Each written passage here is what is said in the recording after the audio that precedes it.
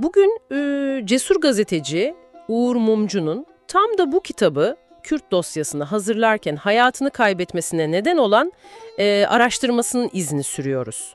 Yani bu onun son çalışması, belki de tamamlanmamış haliyle. Evet biliyorsun. Çok önemli bir dosya bu. Kesinlikle. Senin bizimle paylaştığın kaynaklarda zaten Mumcu'nun bu önemli eserinden, yani oldukça çarpıcı bölümler içeriyor. Şunu söyleyeyim, öyle kolay bir okuma değil. Değil, belgelere dayanıyor, raporlara. Oldukça katmanlı bir analiz. İşte bugünkü niyetimiz de Mumcu'nun bu belgeler üzerinden kurduğu bağlantıları, yani ortaya çıkardığı o kilit noktaları senin için biraz daha açığa çıkarmak. Özellikle belirli dönüm noktalarına bakacağız. Abdullah Öcalan ve Mahir Çayan gibi figürlere ve tabii ki Kürt meselesi bağlamında devletin, özellikle Cumhuriyet'in ilk yılları ve 20. yüzyıl ortalarındaki politikalarına odaklanacağız. Yani o dönemin ruhunu anlamak önemli. Aynen. Sen de zaten Mumcu'nun sunduğu bu tarihi bağlamı daha iyi kavramak istediğini belirtmiştin. O zaman gel bu derinlemesini incelemeye başlayalım. Başlayalım bakalım. Önce bir zaman ve mekan belirleyelim istersen. Ankara Üniversitesi Siyasal Bilgiler Fakültesi, yani Mülkiye, yıl 1970'lerin başı. Çok çalkantılı zamanlar. Evet, siyasi atmosfer aşırı gergin, öğrenci hareketleri çok canlı, işte bağımsız Türkiye sloganları, ideolojik çatışmalar falan. İşte tam böyle bir ortamda Kızıldere olayı yaşanıyor ve bu pek çok şey için bir dönüm noktası oluyor sanki. Kesinlikle. Mart 1972, Kızıldere köyü Tokat'ta. Mahir Çayan ve arkadaşları o sırada idamları istenen Deniz Gezmiş ve arkadaşlarının, yani kamuoyunun bildiği adıyla 3 fidanın serbest bırakılmasını istiyorlar. Bunun için de rehin alıyorlar, değil mi? Evet, Ünye'deki radar üssünden 3 yabancı teknisyeni kaçırıyorlar. Ama saklandıkları ev, Niksar'daki o köy evi güvenlik güçlerince kuşatılıyor. İşte teslim olun çağrıları yapılıyor. Ama içeriden yanıt farklı. Aynen. Yanıt net. Teslim olmayacağız, çarpışacağız. Sonuç maalesef çok ağır oluyor. Çayan, arkadaşları ve rehineler operasyonda hayatını kaybediyor. Şimdi bu olay kimileri için devrimci bir direniş, bir şehitlik anı olarak görülüyor, simgeleşiyor. Ama devlet açısından bakınca durum farklı tabii. Tabii devlet içinse bu açıkça bir terör eylemi. Ve zaten var olan o baskı ortamının daha da sertleşmesine yol açıyor maalesef. Ve bu olay doğrudan doğruya idam sehpasındaki Deniz Gezmiş, Yusuf Arslan ve Hüseyin İnan'la bağlantılıydı anladığım kadarıyla. Elbette, temel motivasyon oydu. Hatta Mumcu'nun aktardığına göre bu dönemde Abdullah Öcalan'ın da mülkiyede olduğu ve bu idamların durdurulmasını isteyen, o zamanlar Doğu Perinçek liderliğindeki bir grubun hazırladığı Şafak Bildirisi adlı bildirileri dağıttığı iddia ediliyor. Evet, bu iddia önemli. Öcalan'ın 1972'deki Sıkı Yönetim Mahkemesi'ndeki yargılanmasında da bu konu gündeme geliyor. Ne gibi suçlamalar var başka? Aslında pek çok suçlama yöneltiliyor. İşte komünizm propagandası yapmak, askeri itaatsizliğe teşvik falan. Öcalan tabii bunları reddediyor. İşin ilginç yanı şu, askeri savcı başlangıçta Öcalan'ın hem bu bildiriyi dağıtmaktan hem de bir öğrenci boykotuna katılmaktan ceza almasını talep ediyor. Fakat duruşma sırasında savcı görüş değiştiriyor. Neden? Ne oluyor da değişiyor? Bir tanığın ifadesindeki bir karışıklığı gerekçe gösteriyor ve Öcalan'ın o bildiriyi dağıttığına dair yeterli kesin kanıt olmadığını belirtiyor. Sonuçta ne oluyor? Öcalan bildiri dağıtma suçlamasından beraat ediyor. Peki hiç ceza almıyor mu? Alıyor ama sadece boykota katılmaktan 3 ay hapis cezası alıyor.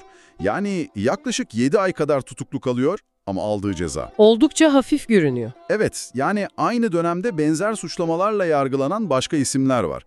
Mesela Doğan Fırtına, o 2 yıl hapis alıyor. Öcalan'ın cezası buna kıyasla dikkat çekici derecede hafif kalıyor. Sadece 3 ay.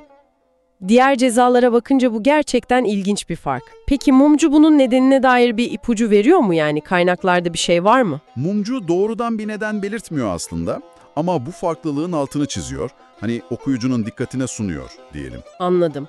İşte Öcalan bu çalkantılı dönemde siyaset sahnesinde yavaş yavaş belirginleşiyor.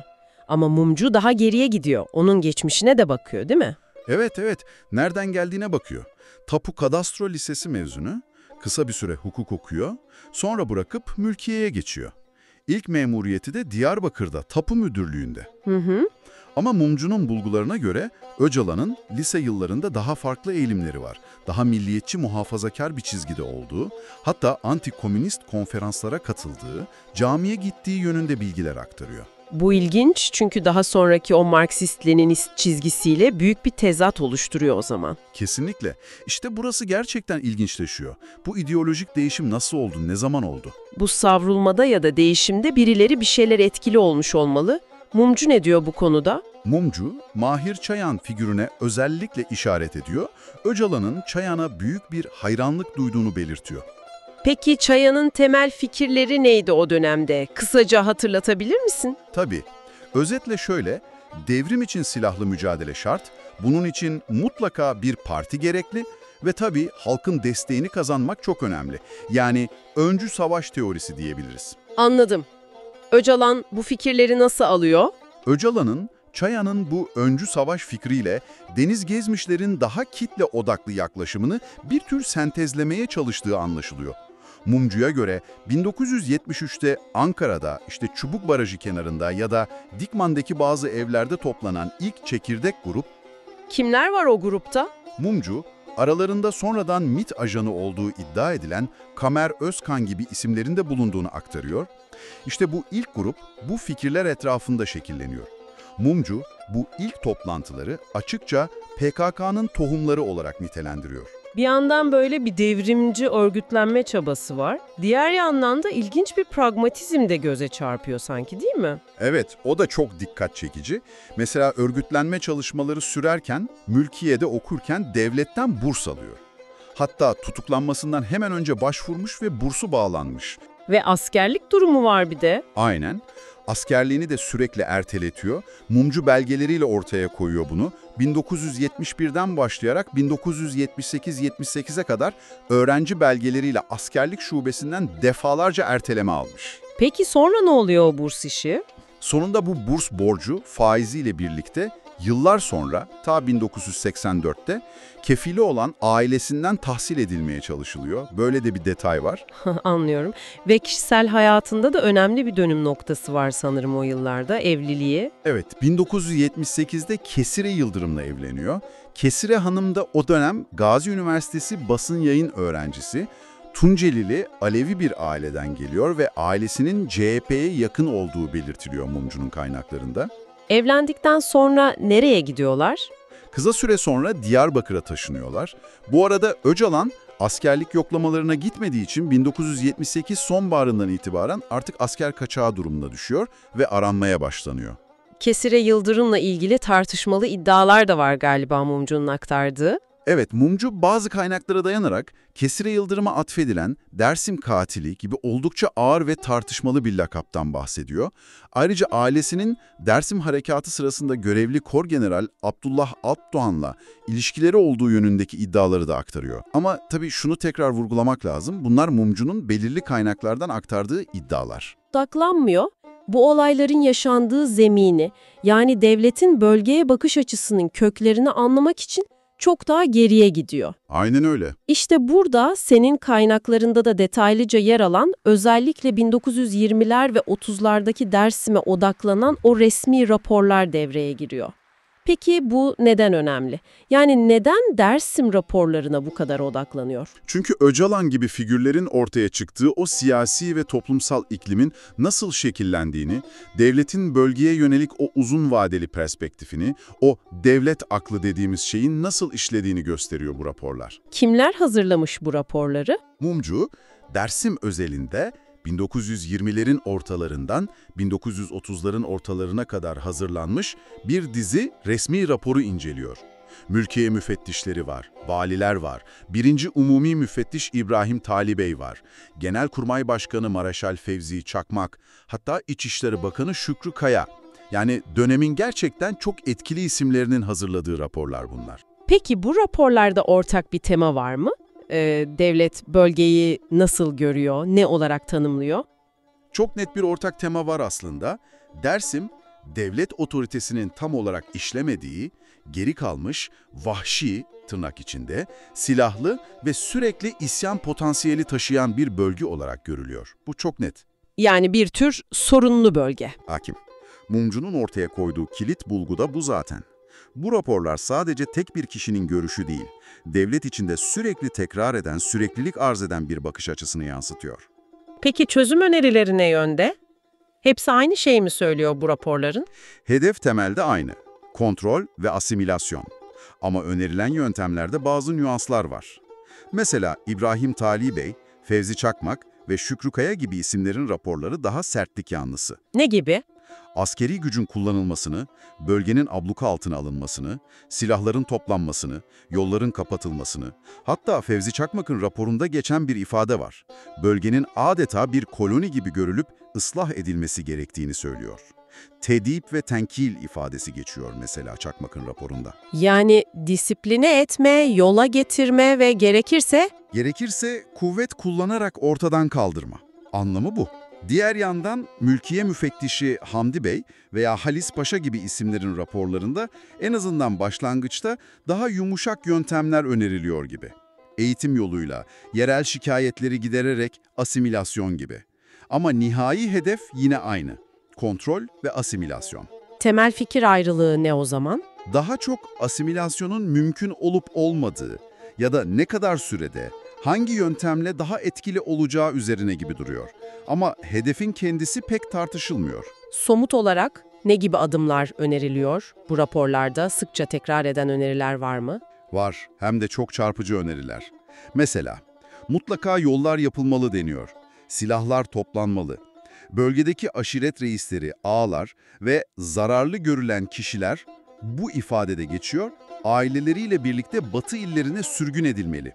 Bu sürgün teması neredeyse tüm raporlarda var. Başka? Nüfusun seyreltilmesi, yani Türk nüfusun bölgeye yerleştirilmesi veya yerel halkın başka bölgelere dağıtılması, toprakların yeniden dağıtılması, yerel memurların yerine Türk memurların atanması, Türkçenin zorunlu hale getirilmesi gibi maddeler sürekli sıralanıyor. Ne kadar detaylı peki bu planlar? Mumcu, Şükrü Kaya'nın 1931 tarihli raporunun ne kadar somut olduğunu gösteriyor mesela. Sürgün edilecek 347 ailenin, yani yaklaşık 3470 kişinin listesi hazırlanmış. Bu işin ayrılan ödenek belli, gönderilecekleri Batı illeri, Tekirdağ, Edirne, Kırklareli, Balıkesir gibi tek tek belirtilmiş. Yani çok detaylı bir planlama var ortada. Korkunç detaylar aslında. Evet, işte tüm bu raporlar, analizler, öneriler 1934 tarihli İskan Kanunu'nun arka planını, zeminini oluşturuyor diyebiliriz. Peki bu İskan Kanunu'nun resmi amacı ne? Ne diyor kanun? Kanunun kağıt üzerindeki amacı, tırnak içinde söylüyorum, Türkiye'de Türk kültürüne bağlılığı sağlamak ve nüfusun yerleşimini düzenlemek. İşte göçmenleri yerleştirmek, ülke içinde nüfus ve kültür yoğunluğunu Türkler lehine arttırmak gibi hedeflerden bahsediliyor metinde. Ama Mumcu'nun işaret ettiği farklı bir şey var anladığım kadarıyla. Kesinlikle. Mumcu'nun kaynaklarıyla işaret ettiği gibi asıl, yani örtük hedefler çok daha farklı. Nedir bunlar? Aşiret yapılarını dağıtmak, ana dili Türkçe olmayanları onları farklı yerlere dağıtarak asimile etmek, Dersim gibi sorunlu görülen bölgeleri tam kontrol altına almak ve tabii Kürt feodalitesini bitirmek.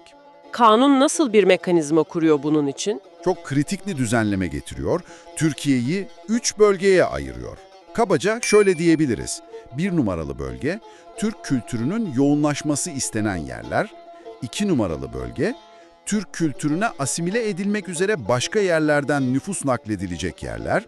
Ve 3 numaralı bölge, Orası neresi? sağlık, ekonomi, kültür, siyaset, askerlik gibi nedenlerle boşaltılması gereken ve yerleşimin yasak olduğu yerler. Bu ne demek? Devletin nüfusu istediği gibi planlama ve yer değiştirme yetkisini yasal olarak eline alması demek. Peki mecliste hiç tartışılmadı mı bu kanun? Tepki olmadı mı? Tartışıldı tabii. Mumcu oradan da örnekler veriyor.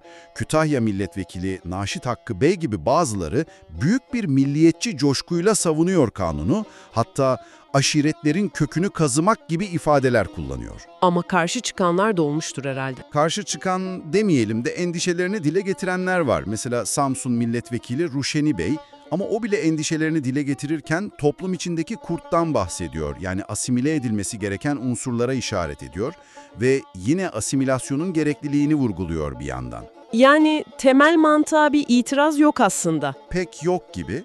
İçişleri Bakanı Şükrü Kaya ise kanunu ulusal güvenlik, nüfus planlaması ve iç iskan yani ülke içindeki yerleştirme ihtiyacıyla gerekçelendiriyor.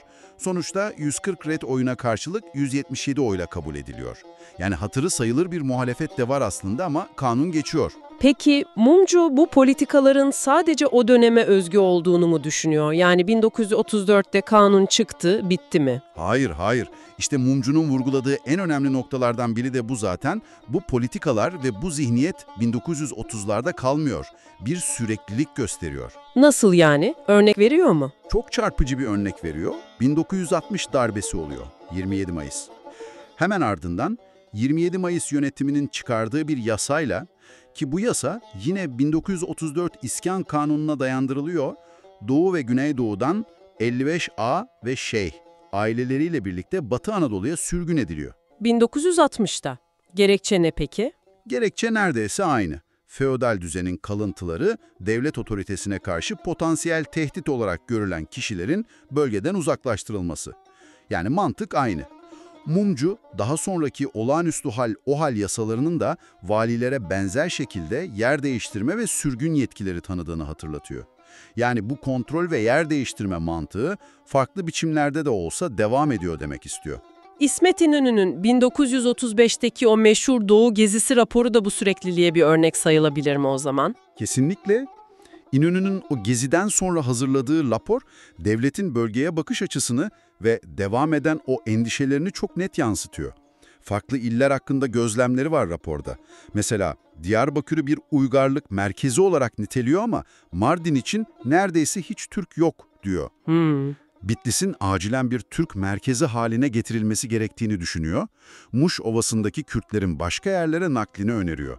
Sınır bölgelerindeki durumdan, kaçakçılıktan, dış etkilerden duyduğu endişeleri dile getiriyor. Yani demografi, kontrol, asimilasyon bu konular hep gündemde. Aynen öyle. Rapor, bu meselelerin devletin gündeminden hiç düşmediğini açıkça gösteriyor. Peki, tüm bunlar ne anlama geliyor? Mumcu'nun belgelerle ortaya koyduğu şey şu: Cumhuriyet'in ilk yıllarından itibaren bölgeye yönelik belirli hedefleri olan uzun vadeli ve oldukça tutarlı bir devlet politikasının varlığı. O zaman şöyle bir toparlayalım istersen. Uğur Mumcu'nun Kürt dosyası için yaptığı araştırmanın izlerini takip ettik bugün. 70'lerin o çalkantılı siyasi ortamından yola çıktık. Evet, Kızıldere, öğrenci hareketleri. Abdullah Öcalan'ın ortaya çıkışını ve erken dönemini inceledik.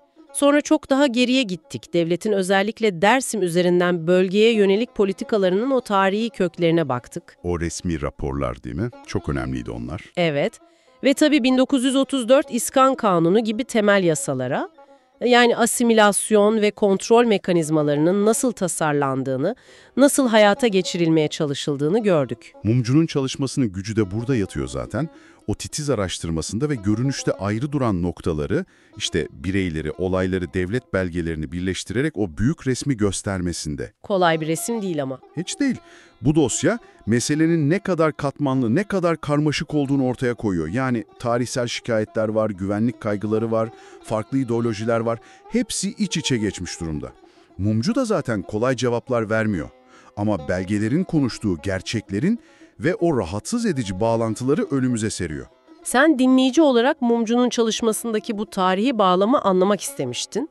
Gördüğümüz gibi olaylar ve figürler öyle boşlukta belirmiyor. Bireylerin kişisel yolculukları, devletin 10 yıllara yayılan politikaları ve yerleşik yaklaşımlarıyla kaçınılmaz olarak bir yerde kesişiyor. Mumcu'nun bu araştırması özellikle de resmi belgelere, yani devletin kendi ürettiği kayıtlara dayanması bize spekülasyonlara, propagandalara karşı doğrulanmış kanıt dayalı tarihin ne kadar önemli olduğunu bir kez daha hatırlatıyor bence. Kesinlikle öyle. Ve son bir nokta, Uğur Mumcu bu önemli araştırmayı, yani kült dosyasını tamamlayamadan öldürüldü.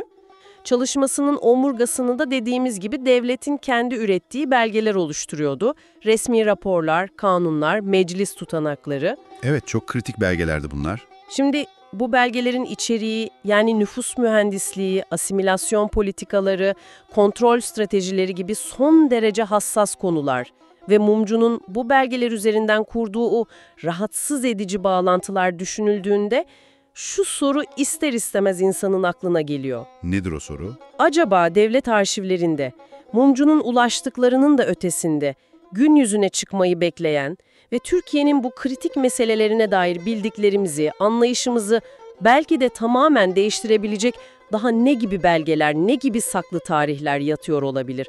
Düşünmeye değer bence. Kesinlikle düşündürücü bir soru. Bugünlük bizden bu kadar diyelim. Bir sonraki sohbetimizde yeniden buluşmak üzere. Hoşça kalın. Hoşça kalın.